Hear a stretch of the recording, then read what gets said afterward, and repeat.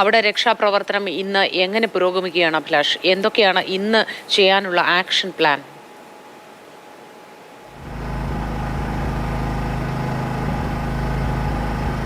മോത്തി, ഇന്നത്തെ ഏറ്റവും പ്രധാനപ്പെട്ട ആക്ഷൻ പ്ലാൻ ബെയിലി പാലത്തിൻ്റെ നിർമ്മാണമാണ്.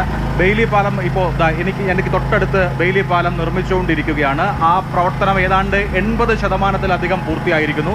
ഇന്ന് 11:30 ബെയിലി പാലത്തിൻ്റെ പണി പൂർണ്ണമാകും എന്നാണ് സൈന്യം നേരത്തെ അറിയിച്ചിട്ടുള്ളത്. ഈ ബെയിലി പാലത്തിൻ്റെ പ്രത്യേകത എന്താണ് എന്ന് വെച്ചാൽ, ഈ പാലം പൂർത്തിയായാൽ ഇതിലൂടെ ഭാര വാഹനങ്ങൾ അപ്പുറത്തേക്ക് കടക്കാൻ പറ്റും. മുണ്ടക്കൈ എന്ന് പറയുന്നത് പൂർണ്ണമായും ഒറ്റപ്പെട്ട് നിൽക്കുന്ന അവസ്ഥയിലാണ്.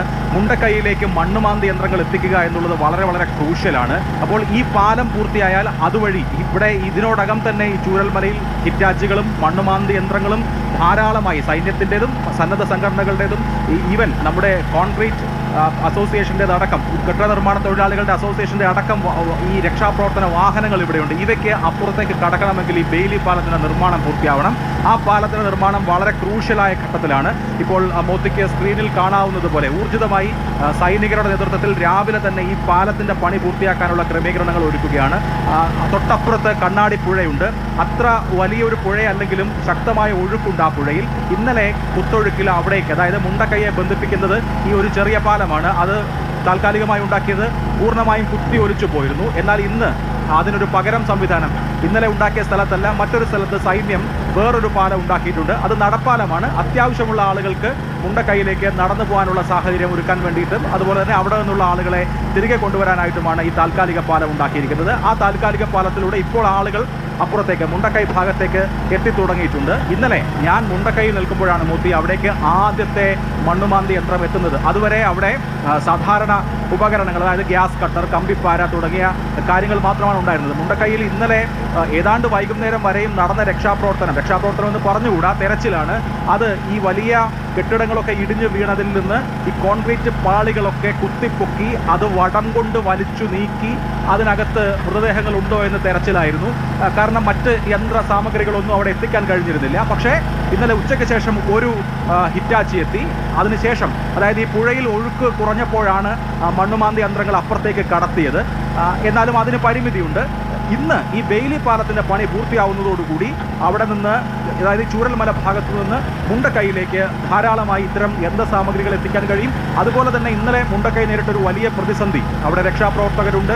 ആ രക്ഷാപ്രവർത്തകർക്ക് ഭക്ഷണമോ വെള്ളമോ ഒന്നും ഉണ്ടായിരുന്നില്ല. 12 മണിയോടുകൂടി സൈന്യം ഇന്ത്യൻ എയർഫോഴ്സിൻ്റെ ഹെലികോപ്റ്ററിൽ എയർ ഡ്രോപ്പ് ചെയ്ത സ്നാക്സ്, വെള്ളം ഒഴികെ അവിടെ ഏതാണ്ട് പട്ടിണിയിലാണ് രക്ഷാപ്രവർത്തകർ ഇന്നലെ ജോലി ചെയ്തുകൊണ്ടിരുന്നത് എന്ന് പറയാം. അതിന് കാരണം എന്താണെന്ന് വെച്ച് കഴിഞ്ഞാൽ, അവിടേക്ക് സാധനങ്ങൾ എത്തിക്കാനുള്ള വഴി വളരെ കുറവാണ് എന്നുള്ളത് തന്നെയാണ്. ഈ പാലത്തിൻ്റെ അഭാവം ഒരു പ്രധാനപ്പെട്ട ഘടകമായിരുന്നു. ഇന്നലെ ഞാൻ ഈ ചൂരൽമലയുടെ ഒരു ഭാഗത്ത് നിൽക്കുമ്പോൾ, അതായത് ഈ കണ്ണാടിപ്പുഴയുടെ മറുകരയിൽ നിൽക്കുമ്പോൾ, ഇന്നലെ ഉച്ചഭക്ഷണത്തിനായി ഒരു 3 മണിയോടുള്ള സമയത്ത് വലിയ എന്തൊക്കെയുള്ള ബുൾഡോസറുകൾ വഴി അതായത് ആ ബുൾഡോസറിന്റെ കയ്യിൽ ഈ ഭക്ഷണ പൊതികൾ വെച്ച് അപ്പുറത്തേക്ക് കടത്തുന്നത് പോലും കണ്ടു. അതായത് അത്രയും ദുഷ്കരമായിട്ടുള്ള കാര്യങ്ങളുടെ മൂവ്മെന്റ്. അപ്പോൾ അത് പരിഹരിക്കാൻ വേണ്ടിയിട്ടാണ് ഇവിടെ ഈ ബെയിലി പാലത്തിന്റെ നിർമ്മാണം പുരോഗമിക്കുന്നത്.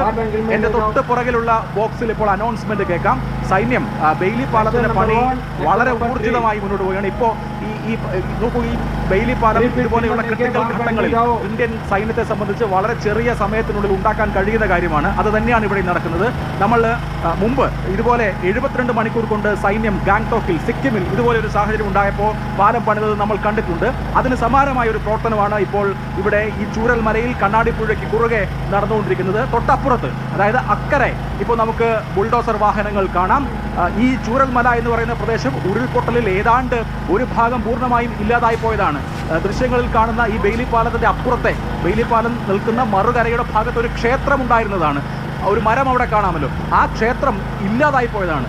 അങ്ങനെ കുത്തി ഒഴുകിപ്പോയി ഭാഗികമായി ഇല്ലാതായിപ്പോയ ഒരു പ്രദേശത്ത് ഇതുപോലെ ഒരു വലിയ പ്രവർത്തനം നടക്കുകയാണ്. ഈ കണക്ടിവിറ്റി എന്നുള്ളത് വളരെ ഇമ്പോർട്ടൻ്റ് ആണ്. ഈ കണക്ടിവിറ്റി പൂർത്തിയായി കഴിഞ്ഞാൽ മുണ്ടക്കൈയിലേക്ക് എളുപ്പത്തിൽ യന്ത്രസാമഗ്രികളും അതുപോലെ തന്നെ ഭക്ഷണ സാധനങ്ങളും എത്തിക്കാൻ കഴിയുമെന്നുള്ളതാണ് ഏറ്റവും പ്രധാനപ്പെട്ട കാര്യം. അങ്ങനെ ഇന്ന് 11:30 12 ആകുമ്പോഴേക്ക് ഈ പാലത്തിന്റെ പണി പൂർത്തിയായാൽ ഉച്ചയ്ക്ക് ശേഷം കാലാവസ്ഥ കൂടി അനുകൂലമാണെങ്കിൽ മുണ്ടക്കൈയിൽ വളരെ ഊർജിതമായ നിലയിലുള്ള തെരച്ചിൽ നടത്താൻ സാധിക്കും. ഇപ്പോഴും ചില മേഖലകളിലേക്ക് എന്താണ് നടന്നത് എന്ന് അറിയാനുള്ള സാഹചര്യം പോലും ഇല്ല എന്നുള്ളത് നമ്മൾ ഓർക്കണം. മുണ്ടക്കൈയുടെ മുകൾ ഭാഗങ്ങളിൽ നമ്മുടെ പ്രതിനിധികൾക്കടക്കം അങ്ങോട്ടേക്ക് കയറാൻ പോലും പറ്റിയിട്ടുണ്ടായിരുന്നില്ല. ചില ആളുകളെയൊക്കെ നേരത്തെ മുന്നറിയിപ്പിന്റെ അടിസ്ഥാനത്തിൽ ഒഴിപ്പിച്ചു എന്ന് പറയുന്നുണ്ടെങ്കിൽ പോലും മുണ്ടക്കൈയുടെ പൂർണ്ണ ചിത്രം ഇതിനോടകം നമുക്ക് ലഭ്യമല്ല എന്നുള്ള കാര്യം കൂടി ഓർക്കണം. അപ്പോൾ ഇന്ന് ഈ ബെയിലി പാലത്തിന്റെ പണി പൂർത്തിയാവുന്നതിന് പുറകെ കൂടുതൽ സാമഗ്രികൾ അങ്ങോട്ടേക്ക് എത്തും, കൂടുതൽ സംവിധാനങ്ങൾ അങ്ങോട്ടേക്ക് എത്തും.